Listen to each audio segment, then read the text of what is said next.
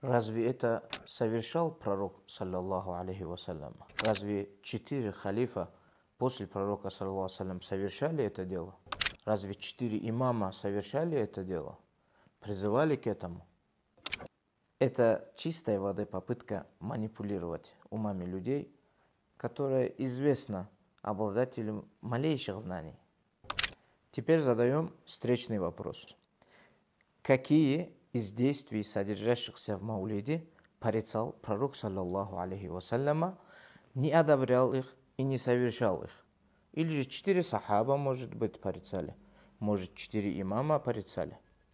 Салават, зикр, садака, восхваление пророка, саллаллаху алейхи вассалям. Какие из этих действий они порицали? Конечно же, ответ очевиден.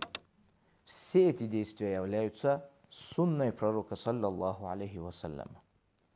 А откуда взялось правило, что отдельно взятые, неограниченные временем или местом сунны, как салават, как зикр, как садака и так далее, что их нельзя объединять? Откуда взялось такое правило?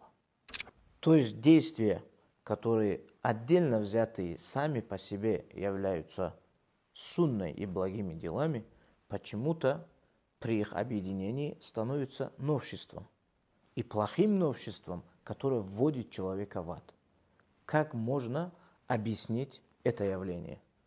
Знаете, таким людям можно только посочувствовать и попросить у Всевышнего Аллаха, чтобы он их наставил. Так как они из-за своего незнания запрещают то, что является желательным в религии, и тех, кто это практикует, они считают обитателями ада. Вассаламу алейкум ва рахматуллах.